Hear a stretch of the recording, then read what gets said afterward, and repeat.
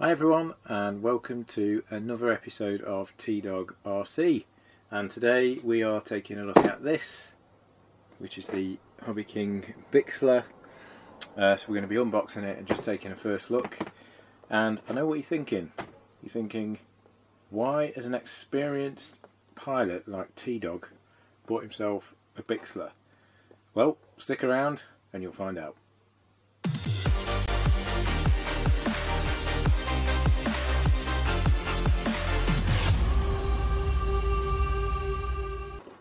Okay, so here we are then with the unboxing. Let me just read the specs out because I forgot last time. So this is a wingspan of 1400 mils, length of 925 mils, flying weight 650 grams. It's got a 2212 1900 kV brushless outrunner, 6x4 prop, comes with a 30 amp speed controller and 4 9-gram servos. And getting back to my point of why have I bought one of these when I'm not. This is kind of a training plane. It's an ideal first model if you want to get into RC. Then consider one of these basically, because they're very stable, very durable, and yeah, nice model to learn how to fly on. But from what I've read and things that I've seen on YouTube, it's a little bit like they say if you're into cars, then at some point in your life you should own an Alfa Romeo. The Bixler's a little bit like that, so if you're into RC planes, at some point in your life you really should consider a Bixler. A little bit like also the Hobbyking Tundra, and in fact I was watching a video the other week of someone who he was going around his hangar, and he got some amazing planes, gas turbine planes, some sort of big like 50cc two-stroke aerobatic planes and all that sort of stuff. But there in the corner he'd got a Tundra, and he actually said everyone needs a Tundra, and the Bixler is very similar to that. It's just one of those planes. It doesn't matter if you're a beginner or if you've been flying for several years. These things apparently are a heck of a lot of fun, and very durable, so you can sort of bash them around a bit basically and not have to worry too much. And the other key thing about this, it takes a good old 3S 2200 milliamp battery, which we've all got plenty of those hanging around, but apparently on this you can make those last up to 10 minutes, which is one of the things that really appealed to me as well. If this is something that you can have a bit of fun with, but it'll also last for 10 minutes, then I'm all for that. And actually it is, because it's a glider and it's got quite thin wings and it's quite a sleek little thing. It's actually quite fast as well if you want it to be. So yeah, I thought for what they cost, which I think is about £80 or something like that, that's the P&P version, so we got to add as a receiver, why not give one a go? And I even like the colour scheme that they've got on it as well. I'm quite partial to the old sort of lime green and black colour schemes. That's why I like the EF Extra, which is very difficult to get hold of, but one of the colour schemes that they do on that is like a fluorescent green and black, and it looks really good, similar to this. So this is, as with all my, well, not all my unboxings, but a lot of my unboxings, I've never opened this at all before now, so for all I know there might not even be a Bixler in here. But I'll put this on the floor and we'll get the bits out and take a look. So first things to come out are the wings, and oh yeah, that colour scheme looks even better. Really bright, the green is. It looks a lot brighter in real life than it does on the box. That's I've got to be careful because I've put a brand new blade in the old Swan Morton. It makes me laugh as well. You watch a lot of the YouTube channels and the Americans all go on about Exacta knives, and us Brits all have these Swan Morton knives. So brilliant knives. So yeah, I've just put a new blade in that, so you've got to be a bit careful. So yeah, there's left wing. Now the cool thing is about this is where you've got this really bright design on the top, which does really look good, and then on the back you've got this completely contrasting design, so it's going to be really easy to see. Always move the surfaces with a foam hinges, because they start off quite stiff and they can actually burn your servos out if you don't do that. So if you're a beginner and you're watching this, make sure you do that. Servo cable already installed, obviously, so that would be an absolute nightmare if it wasn't. nicely channeled down there. So yeah, that's all good. Plywood supports there for where the bolts go in. Okie doke, let's just stick that on there.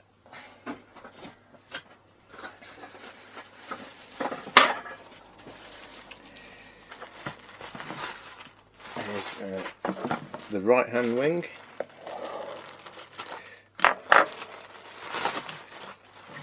And guess what? It's the opposite of the left hand wing. So no point in going into detail on that, but we will flex those hinges.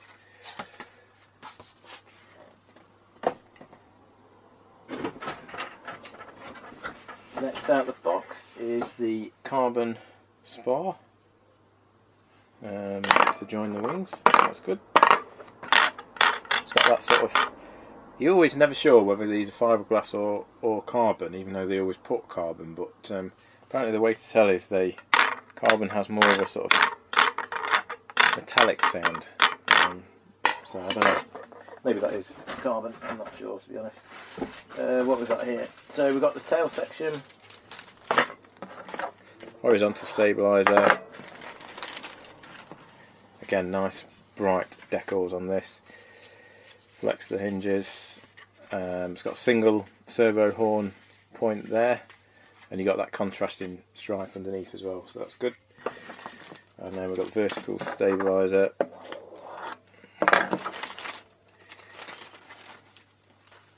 This does have a rudder as well, which is quite cool as well.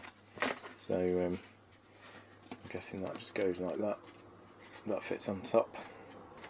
Yeah, so you'll be able to do a few sort of basic aerobatics with it having a rudder. And then we're straight into the old fuselage.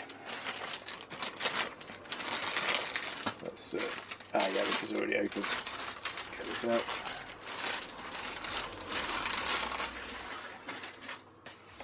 So there it is, nice and simple.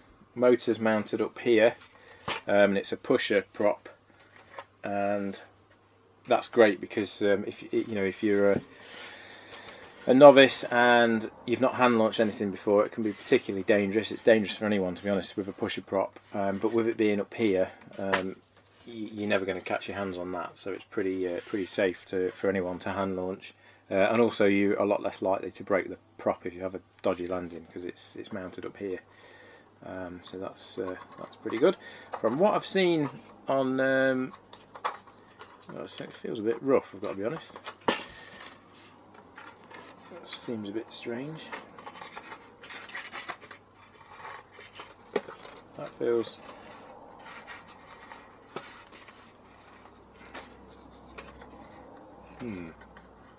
That does not feel good at all.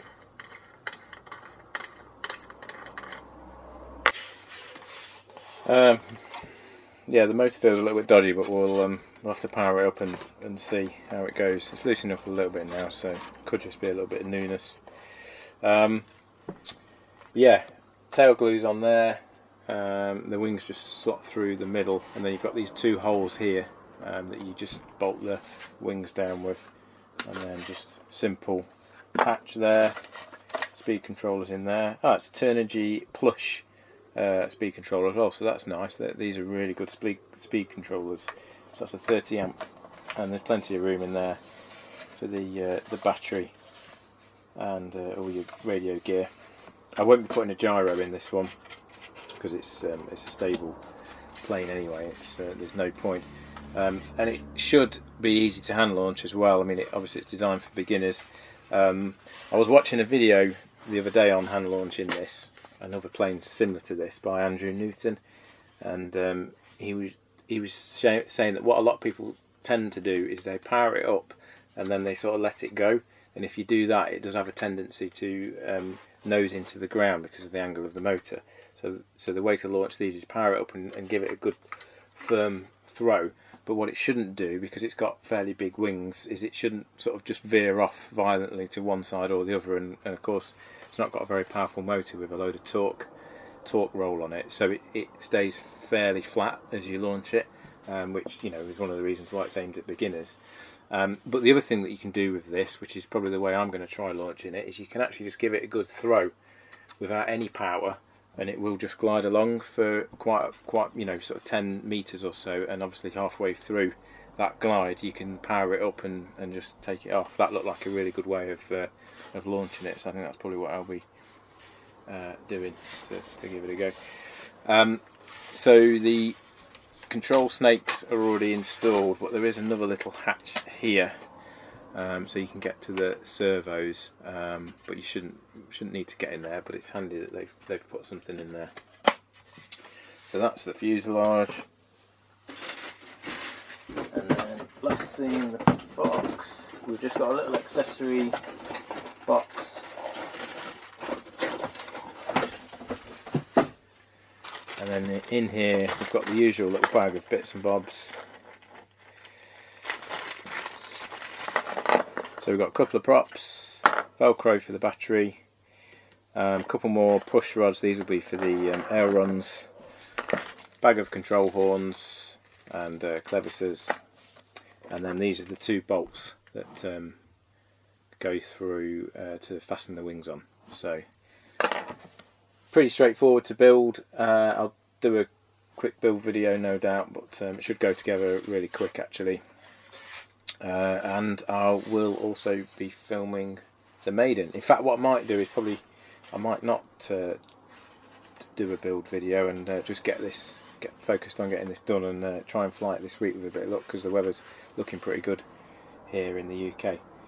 Yeah, one thing to mention is what receiver I'm going to put into this, because it is just a pretty cheap model, and I'm just going to be chucking it about. I'm going to be using one of these Fly Sky receivers. Now that's not to say that these are, I say it's a cheap model, I'm going to be using one of these. These are absolutely superb little receivers, and the reason I can use one of these is because I've got a jumper radio which has got the 4-in-1 module. So even though I tend to use a lot of FR Sky or Free Sky stuff, because it's got the 4-in-1 module, I can use whatever I want basically, and I've got a couple of these kicking around. So these are the Fly Sky FSIA 6B receivers. It's ideal for something like this, where I'm not using the gyro as well, so I'll just use the PWM channels built into this, plug directly in. Decent range on these. They have got S-Bus as well, and you can plug little sensors into these as well, which you can buy. So really good little receivers, and it's not too big either. And the best thing is, I think these are about £12 or something like that. Really cheap, but cracking little receivers. So if you do have a 4-in-1 radio, such as a jumper or Radio Master, then and you've got some models that are kind of everyday hackabout models, then I would seriously consider giving one of these a go. So yeah, nice little model. Let's just quickly see if we can very quickly get it together, just to give you an idea of what it looks like.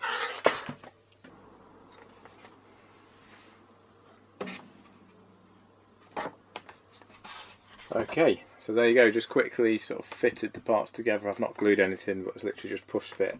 But yeah, you can see it's quite a big model, because obviously it's a powered glider really. But that's what it looks like when it's all together. And we'll get this assembled and take it down the flying field, and hopefully it should be a lot of fun. Okay, thanks very much for watching guys, and I shall see you for the next one. Cheers.